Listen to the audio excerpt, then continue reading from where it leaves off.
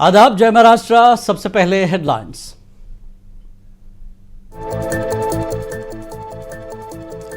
नागपुर में आज से महाराष्ट्र असेंबली के खुसूसी सेशन का हुआ आगाज। वज़ीर आला देवेंद्र फडणवीस ने अपने काबिने रफ़क़ा का कराया तारुफ।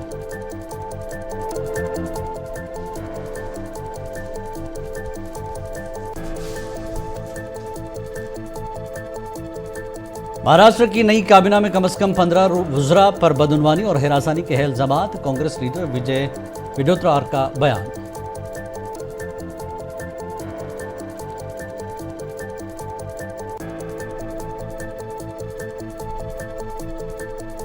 मौजूदा हुकूमत हिंदुस्तान के आइन के उसूलों के खिलाफ कर रही है काम। शिवसेना यूबीटी एमपी संजय राउत का इल्जाम।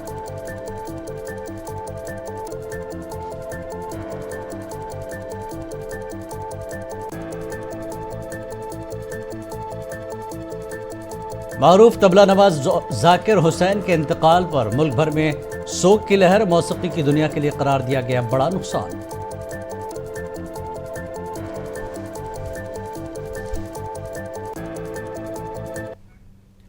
और खबरें तफसील से। नागपुर में आज से महाराष्ट्र असेंबली के खुसूसी सेशन का आगाज हुआ। इस मौके पर वज़ीर आला देवेंद्र फडणवीस ने एतवार को हलफ लेने वाले अपने काबीनी रफ़क़ा का तारुफ कराया।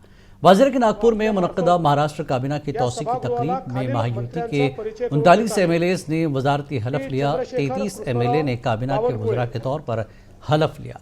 6 ने वज़ीर ममलिकत के तौर पर हलफ लिया। फडणवीस हुकूमत में 4 ख़वातीन वज़ीर होंगी। बीजेपी को 19, शिवसेना को 11 और एनसीपी को 9 वज़ारतें मिली हैं। गिरीश दत्तात्रय महाजन, श्री गणेश रामचंद्र नाईक, श्री गुलाबराव रघुनाथराव पाटील, श्री दादाजी दगडू भुसे, श्री संजय दुलीचंद राठौड़। ईवीएम पर अपोजिशन जमातों के एतराज पर महाराष्ट्र के वज़ीर आला देवेंद्र फडणवीस ने कहा कि जब भी कांग्रेस पार्टी इलेक्शन हारती है, खुद का जायजा लेने के बजाय वो किसी और को मौरिद इल्जाम ठहराती है। जब तक वो खुद का जायजा नहीं लेंगे, वो इलेक्शन नहीं जीत पाएंगे। फडणवीस ने कहा कि अगर ईवीएम में कोई मसला था, उमर अब्दुल्ला जम्मू कश्मीर के वज़ीर आला नहीं बनते।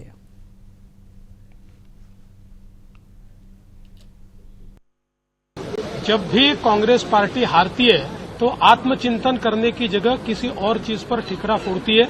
जब तक वो आत्मचिंतन नहीं करेंगे, तब तक वो ऐसे ही हारते रहेंगे। चूंकि सब लोगों ने चुनाव करीब से देखा है, अगर ईवीएम का कोई मसला होता तो उमर अब्दुल्ला मुख्यमंत्री नहीं होते, लेकिन वो मुख्यमंत्री बने। वो जानते हैं कि ईवीएम का कोई मसला है ही नहीं। कर्नाटक में सरकार आती है तो ईवीएम का मसला नहीं है, झारखंड में सरकार आती है तो ईवीएम का मसला नहीं है, महाराष्ट्र में सरकार आती है तो ईवीएम का मसला तैयार होता है। मुझे लगता है ये निरी मूर्खता है, इससे ज्यादा कुछ नहीं। एनसीपी के सीनियर लीडर छगन भुजबल को वजारत नहीं मिली, जिससे उनके हामियों में शदीद बरहमी पाई जा रही है। जालना में छगन भुजबल के कई हामियों ने एहतजाज किया। छगन भुजबल रियासत में ओबीसी का बड़ा चेहरा है। मुजाहिरीन का कहना है कि वजारत का ओहदा न मिलने से ओबीसी बरादरी के साथ नाइंसाफी हुई है। मुश्तइल अफराद ने छगन भुजबल को काबीना में जगह न देने की सूरत में शदीद एहतजाज शुरू करने का इशारा दिया है।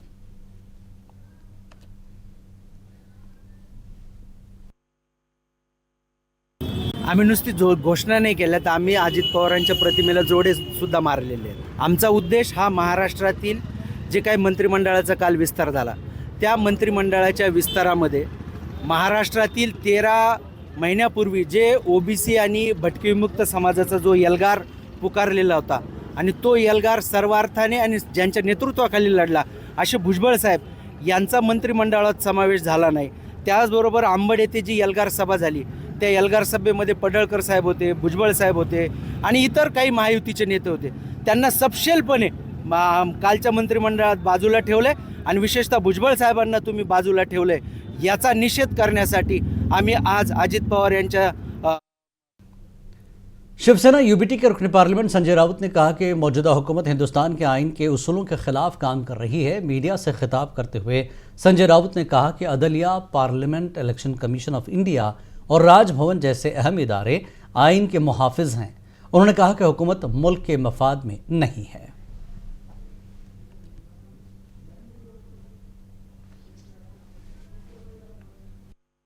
लोकसभा में चर्चा हो गई, अब राज्यसभा में। देश संविधान नहीं मान रहा है, जो सरकार है संविधान के खिलाफ काम कर रही है, चाहे न्यायपालिका हो, चाहे चुनाव आयोग हो, चाहे राजभवन हो, चाहे संसद हो, जहाँ जहाँ संविधान की चौकीदारी होनी चाहिए वहाँ संविधान के बारे में जो भूमिका सरकार ले रही है वो देश के हित में नहीं है।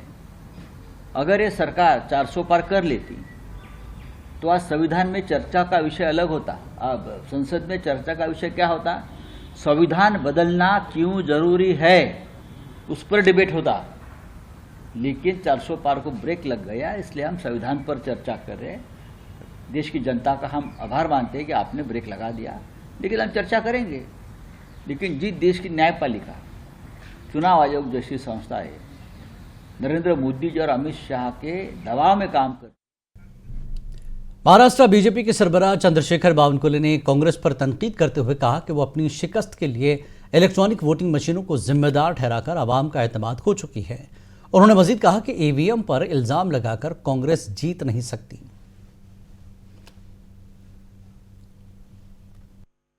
नहीं कर पा रहे चुनाव हारने का, तो हम क्या करें? हम तो जनता में जा रहे हैं, हम जनता में जाकर हम फिर एक बार चुनाव की तैयारी कर रहे हैं। हम 1.5 करोड़ सदस्यता अभियान भी कर रहे हैं भारतीय जनता पार्टी का। हम 1.5 करोड़ घर जाना चाहते हैं। हम निश्चित रूप से हम अपना काम कर रहे हैं, लेकिन कांग्रेस पार्टी ईवीएम पर दोष देकर खुद के पांव पर फिर एक बार कुल्हाड़ी मार रही है, क्योंकि ईवीएम का दोष देकर वो कभी जीत नहीं सकते। उन्होंने आत्मविश्वास खो दिया है, विश्वास खो दिया है। कल तो एक्सपांशन हुआ और पोर्टफोलियो में कोई देरी नहीं है, पोर्टफोलियो में कोई झगड़ा नहीं है। मैं खुद उस जो चर्चा में हूँ और वो चर्चा में बिल्कुल सीधा सीधा सारा विषय खत्म हो चुका है। हमारे तीनों नेता बैठकर, और मैं भी उसके साथ में बहुत बार बैठा हूँ, कुछ भी नहीं है। आपको जल्दी इसका निर्णय मिल जाएगा। महाराष्ट्र की नवतश्कील शुदा हुकूमत में जैसे ही महायुति लीडरों ने वजीरों की हैसियत से हलफ लिया, कांग्रेस लीडर विजय वडेट्टीवार ने काबीना में शामिल कम से कम 15 वज़रा पर दागदार होने का इल्जाम लगाया। उन्होंने कहा कि इन वज़रा पर बदनवानी और हिरासा करने के इल्जामात लगाए गए हैं।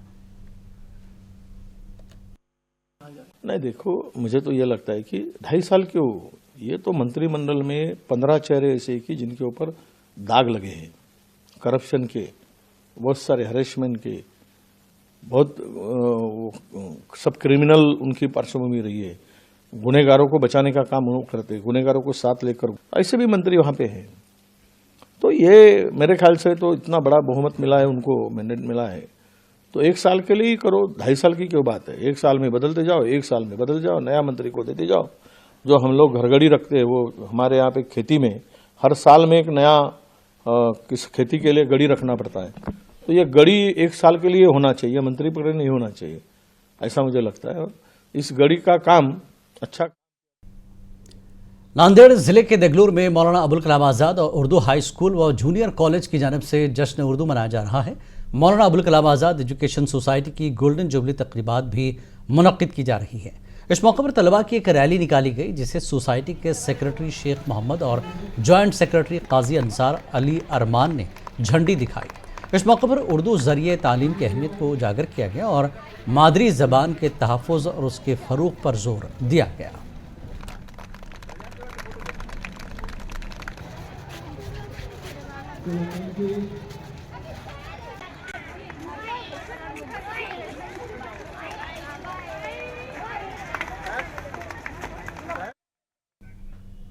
नांदेड़ के हाईटेक अस्पताल ने अपनी जदीद तरीन तिब्बी खदमात का मुजाहरा करते हुए 640 ग्राम वजनी नौज़ायदा बच्चे को कामयाबी के साथ जिंदगी अता की है। अस्पताल की टीम ने 55 दिन की अनथक मेहनत और जदीद तिब्बी आलात के जरिए इस मुश्किल केस में कामयाबी हासिल की। यह नौज़ायदा बच्चा 33 हफ्ते के हमल के बाद पैदा हुआ था, जहां उसकी हालत नाजुक होने की वजह से हाईटेक अस्पताल मुंतकिल किया गया। माहिर डॉक्टर संतोष के बोमनाड़े और डॉक्टर सुचिता एन भोरे, डॉक्टर अजीत सिंह, उनकी टीम ने जदीद तरीन टेक्नोलॉजी और लाइफ सपोर्ट सिस्टम का इस्तेमाल करते हुए बच्चे की जान बचाई। इस कामयाब इलाज के बाद बच्चे को 13 दिसंबर को डिस्चार्ज किया गया। डिस्चार्ज के वक्त बच्चे का वजन 1600 ग्राम हो चुका था और तमाम आज़ा मामूल के मुताबिक काम कर रहे थे। अस्पताल इंतजामिया ने बताया कि प्रीमेच्योर बच्चों की पैदाइश के वाक़यात में इजाफा हो रहा है। इस केस में बच्चे के वालिदैन 20 साल के तवील इंतज़ार के बाद औलाद के मुतमन्नी थे। ये जुड़वा बच्चे थे। लेकिन हमल के 6ठे महीने में एक बच्चे की नशोनुमा रुक गई। डॉक्टरों ने खतरे को भांपते हुए इलाज जारी रखा और 33 हफ्ते बाद दोनों बच्चों की पैदाइश का फैसला किया।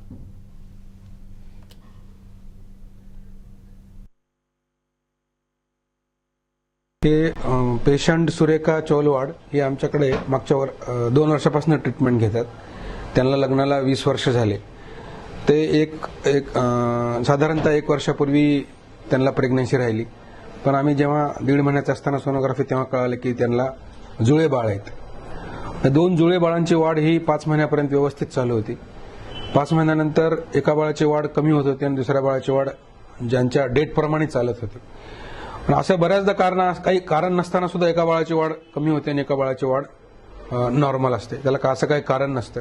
ह्या केसमध्ये फक्त एकच होऊ शकतं की जो वाढ कमी आहे ते बाळ मध्येच दगावू शकतं आणि ते जे दुसरं बाळ आहे जे चांगलं नॉर्मल ग्रोथ, ज्याची बाळाची ग्रोथ नॉर्मल आहे, त्याला ते त्रास देऊ शकतं, त्याला डॅमेज करू शकतं। परभनी में पेश आए हालिया तशद्दुद वाक़े के खिलाफ रिपब्लिकन सेना की जानिब से आज नांदेड़ में बंद का ऐलान किया गया। इसके नतीजे में शहर की तमाम मार्केटें मुकम्मल तौर पर बंद रहीं और अवामी ज़िंदगी मुतासर हुई। एहतजाज के दौरान रिपब्लिक सेना के कारकुनान ने महात्मा फुले के मुजस्समे के करीब जमा होकर शदीद नारेबाजी करते हुए मोर्चा निकाला। मुजाहिरीन ने परभनी वाक़े के जिम्मेदारों के खिलाफ फौरी कार्रवाई का मुतालबा किया। एहतजाज के बाद कारकुनान ने शिवाजी नगर पुलिस स्टेशन का रुख किया। एहतियाती तदाबीर के तौर पर शहर के तमाम निजी स्कूलों को बंद रखा गया। पुलिस ने हसास इलाकों में इजाफी सिक्योरिटी तैनात कर दी ताकि किसी भी नाखुशगवार वाक़े से बचा जा सके। पुलिस ने मुजाहिरीन को यकीन दिलाया कि परभनी वाक़े की मुकम्मल तहक़ीक़ात की जाएगी और अमन व अमान को बरकरार रखने के लिए सख्त इक़दाम किए जा रहे हैं। पुलिस ने आवाम से अपील की कि वह अफवाहों पर तवज्जो न दें और अमन कायम रखने में ताउन करें।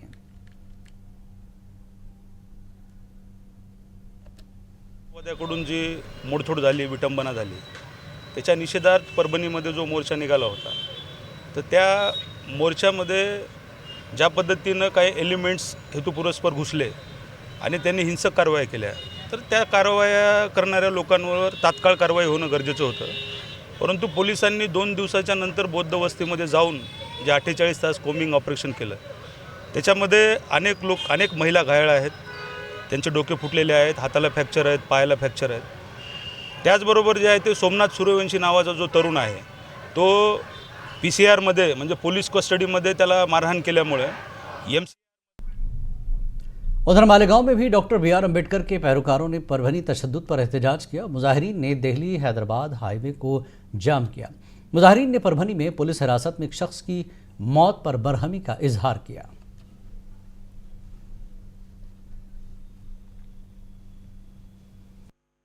सबसे पहले मैं डॉक्टर बाबा साहब अम्बेडकर को अभिवादन करते हुए परभनी में जो हत्याकांड हुआ है वो हत्याकांड का तीव्र शब्दों में निषेध करता हूँ। आज इस निषेध के लिए मालेगांव तालुके में से युवा वर्ग और कोई बुजुर्ग वर्ग भी यहाँ पर निषेध करने के लिए आए हैं।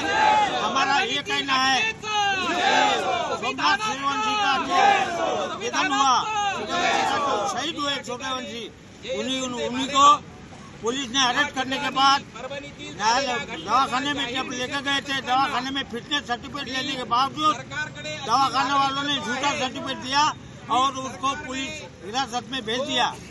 इसके बावजूद उसका जामीन कोर्ट में मंजूर हुआ तो भी पुलिस ने उसको छोड़ा नहीं और उसको जेल में भेज दिया। जेल में जाने के बाद उसका अंत हुआ, लेकिन पुलिस का कहना है तो वो उसको दवाखाने में लेते समय घाटी के दवाखाने में उसका निधन हुआ।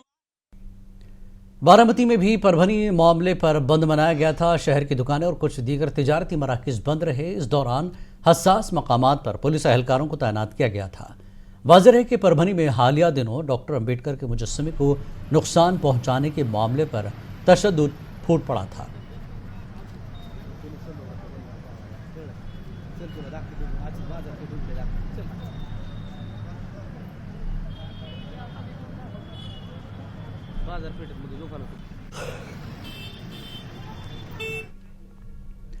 मुल्क में दिल का दौरा पड़ने से जान की बाजी हारने वालों की तादाद में मुसलसल इजाफा हो रहा है।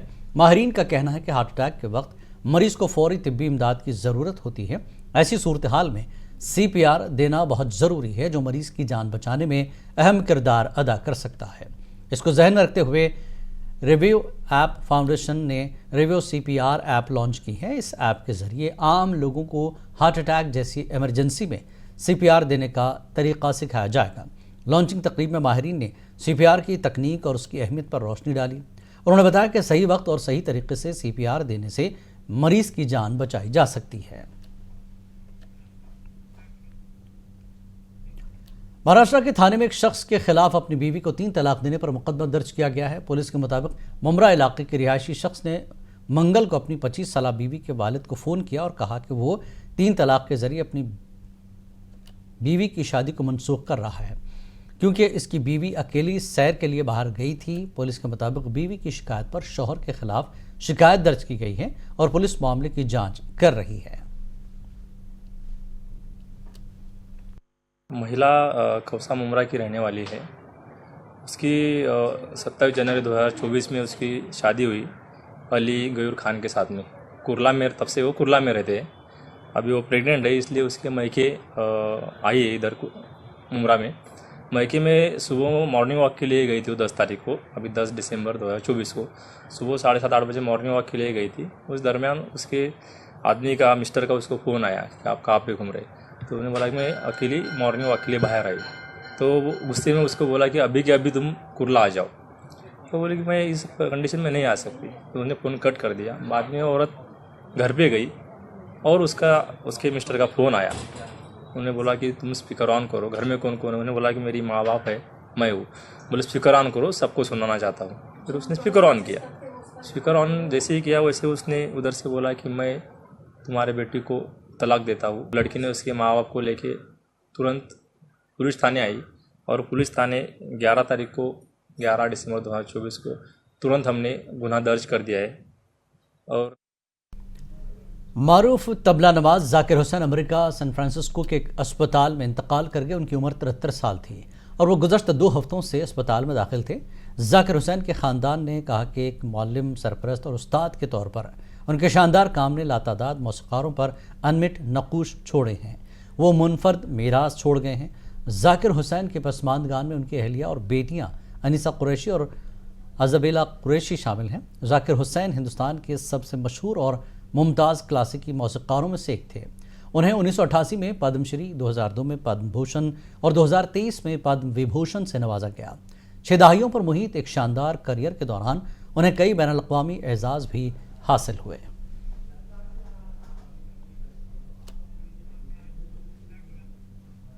वज़ीर आज़म नरेंद्र मोदी ने मशहूर तबला नवाज जाकिर हुसैन को खराज अक़ीदत पेश करते हुए कहा कि उन्हें एक हकीकी जिन्स के तौर पर याद रखा जाएगा जिसने हिंदुस्तानी क्लासिकी मौसीक़ी की दुनिया में इनकलाब बर्पा किया। उनकी मौत पर गम का इजहार करते हुए मोदी ने कहा कि वो तबले को आलमी सतह पर लेकर आए, अपनी बेमिसाल ताल से लाखों लोगों को मशहूर कर दिया। तबला नवाज उस्ताद जाकिर हुसैन के इंतकाल पर पूरे मुल्क में गम की लहर है। इस दौरान कांग्रेस सदर मल्लिकार्जुन खड़गे और लोकसभा में अपोजिशन लीडर राहुल गांधी ने उस्ताद जाकिर हुसैन के इंतकाल पर ताज़ियत का इजहार किया। मल्लिकार्जुन खड़गे ने ट्वीट करते हुए कहा कि तबला साज उस्ताद जाकिर हुसैन के इंतकाल से हिंदुस्तान और दुनिया ने एक मौसीक़ी के माहिर और सकाफती सफ़ीर को खो दिया है, जिसने अपनी मशहूर कुन तालों से सरहदों और नस्लों को जोड़ दिया। कांग्रेस MP और लोकसभा अपोजिशन लीडर राहुल गांधी ने जाकिर हुसैन के इंतकाल पर दुख का इजहार करते हुए कहा कि जाकिर हुसैन न सिर्फ मौसीक़ी बल्कि अदब के मैदान में भी नुमायां कारकर्दगी अंजाम दी है।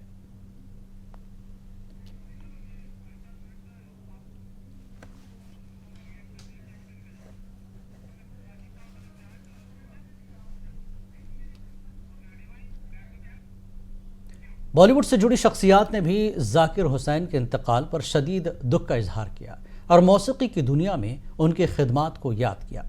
आप देखिए उन तमाम के रद्दमल। हमें दीजिए इजाज़त। आदाब। उस्ताद जाकिर हुसैन साहब सबके बड़े अच्छे दोस्त थे।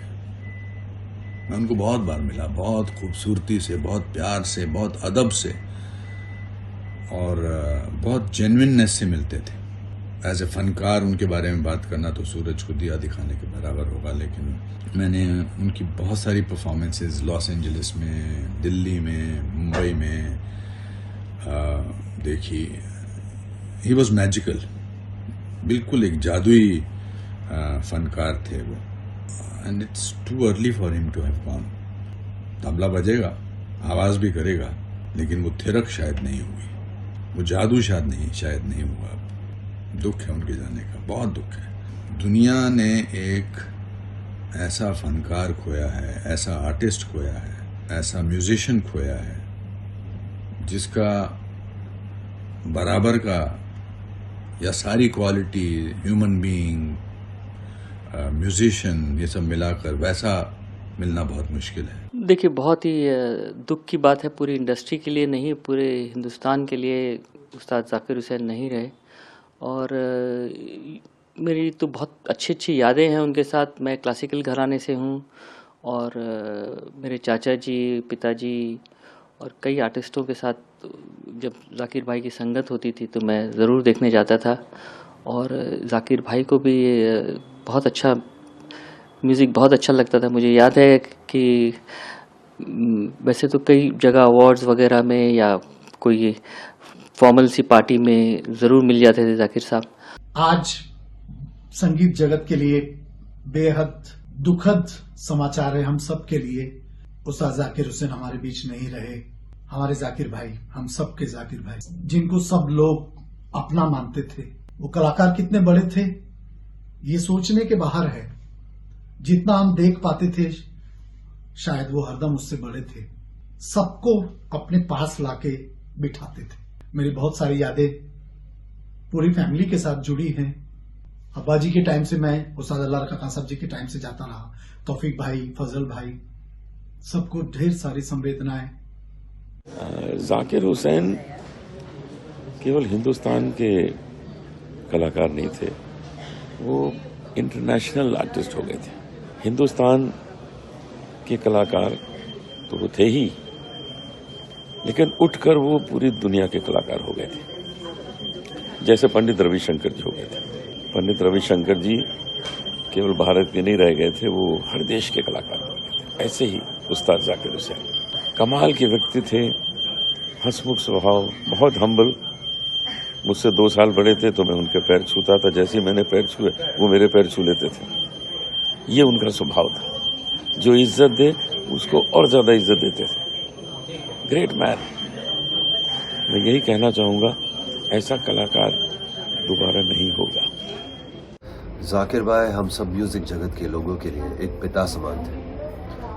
हम सबके गुरु तो वो थे ही। उनका म्यूजिक सुनकर कितना कुछ सीखा है, पर उससे भी ज्यादा एक अच्छा इंसान बनना और कैसे लोगों के साथ नम्रता और प्यार से पेश आना, ये क्वालिटी जाकिर भाई की इतनी इंस्पायरिंग रही है मेरे लिए। इतनी बड़ी शख्सियत होने के बावजूद इतनी सादगी। मैं खुशकिस्मत हूँ कि मैंने उनके साथ वक्त गुजारा है। उनकी हंसी, उनकी मुस्कुराहट, उनकी बातें मैं कभी भी नहीं भूल पाऊँ। Today is an extremely sad day. I have lost my mentor, my guru, my guiding light, someone who's played such an important part in my music, Ustad Zakir Hussain. I have been fortunate enough to be a small part of his magnanimous musical journey. And he was not a great artist. He was the greatest artist that our country has produced. And he's taken our rhythm to the world.